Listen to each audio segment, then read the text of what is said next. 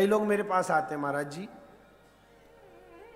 अब किसी ने हमको ये पंचाक्षर दिया था, शिव पंचाक्षर, और हम एक माला रोज पंचाक्षर की करते हैं, और महाराज जी एक माला रोज गायत्री का जप करते हैं। अब आप बताओ, फिर भी समस्याएं समाप्त नहीं होती, हम कौन सा मंत्र करें? और महाराज बहुत से तो एक माला राहु की, एक माला शनि की, एक माला केतु की, सबकी करते हैं। ये क्या है? एक मंत्र के प्रति हमारी निष्ठा नहीं। मंत्र एक होना चाहिए मेरे भाई बहन जीवन में। एक मंत्र, एक माला, एक गुरु, एक आसन और एक इष्ट।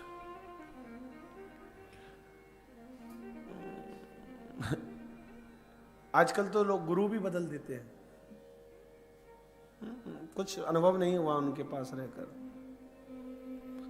अनुभव इसलिए नहीं हुआ क्योंकि तूने उनको केवल मनुष्य समझा, हाड़ मांस का शरीर समझा,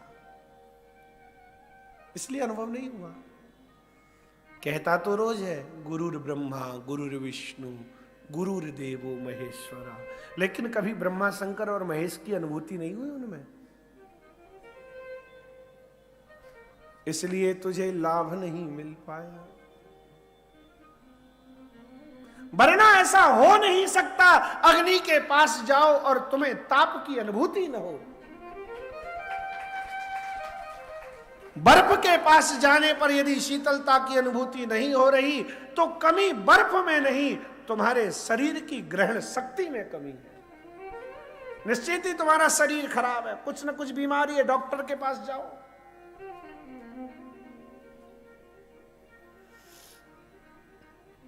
जीवन में गुरु एक होना चाहिए, जीवन में मंत्र एक होना चाहिए, जीवन में इष्ट एक होना चाहिए।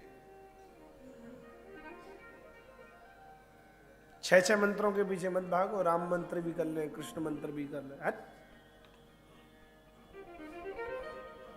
जो मंत्र गुरुदेव ने प्रदान कर दिया बस अब तो उसी पर लग जाना है। अच्छा यूं समझो, किसी चौराहे पर हम लोग खड़े हुए हैं,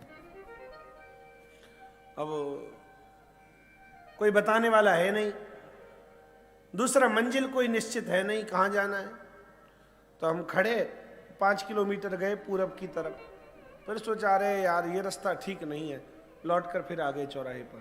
5 गए और 5 आए, कितने हुए? 10। फिर पश्चिम की तरफ सोचा इधर ठीक है चलना, पश्चिम की तरफ चले, 3 किलोमीटर गए, 3 वापस आए, हैं कितना हुआ? 10 6 16।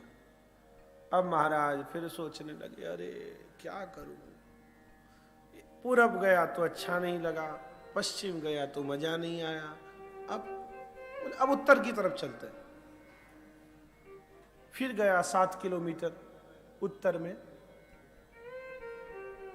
है फिर कुछ अच्छा फील नहीं हो रहा, चलो लौट चलते हैं।